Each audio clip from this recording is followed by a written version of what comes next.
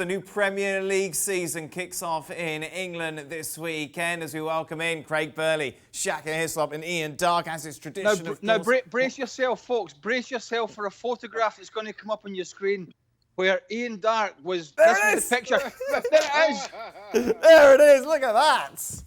Taken yesterday. Yep. Yesterday, boys. Pre-lockdown. Liverpool, Manchester United, Manchester City, Arsenal, Chelsea, Spurs is Ian's top six. Top scorer Harry Kane, Kevin De Bruyne, his player of the year, West Brom, Fulham and Villa to go down. Meanwhile, Shaka, similar top two. He's got Chelsea then third, United fourth, Arsenal, Spurs. Top scorer Aubameyang, player of the year, Kevin De Bruyne, West Brom, Brighton and Fulham to go down. But Craig, I wanted he's to put some weight on as well, Hislop. Hey, look, as miserable as ever, Craig. There you are. Well, I didn't pick. There was loads of happy pictures to pick from. I didn't pick that. Yeah, right. City, you have winning it, Craig. You're the only one. Why? Why not? Because they lost by 18 points last season because they've only brought in Nathan Ake, that they haven't exactly set things on fire in the transfer they're terrible. market. City are terrible all of a sudden. They're not going to go after Koulibaly. They've got a terrible squad. David Silva's left. The whole house is going to fold like a pack of cards. The reason I've gone for them is I think they'll sign another centre-half. I think they'll have learned from their mistakes of last season, otherwise they're in trouble. And Guardiola certainly knows it's a position when they have possession and they're dominating teams that they have to learn to not be so open defensively. But they didn't learn. They didn't learn last season when it kept happening, Craig. They didn't learn in the Champions League. What's made you suggest that he's learned over the last month? He has a short break to solve it. And correct me if I'm wrong, but the previous two seasons they managed to do all right, 100 points and 98 points. So they're not going away. And one of the reasons is that they're still a talented squad with a talented manager. Yes, they need some fresh faces that they'll probably get.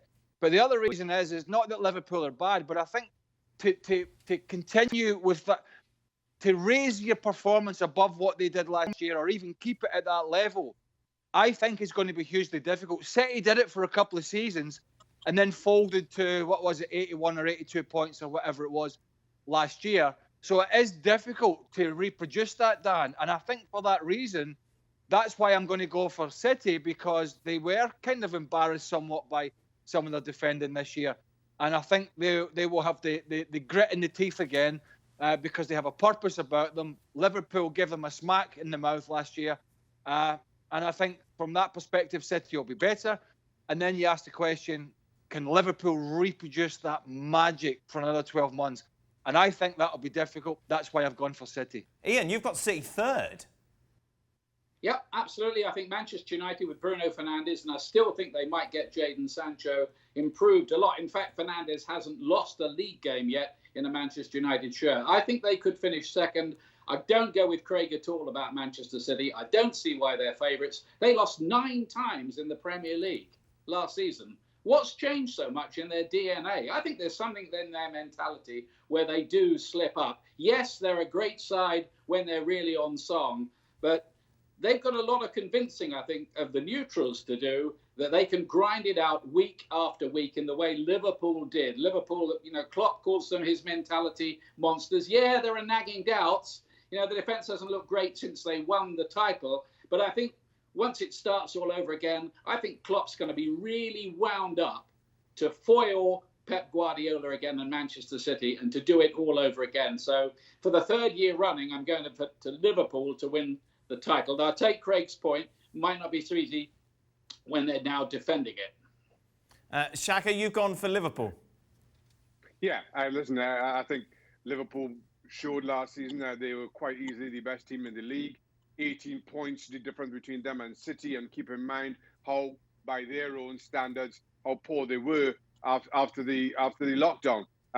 18 points is a lot to make up.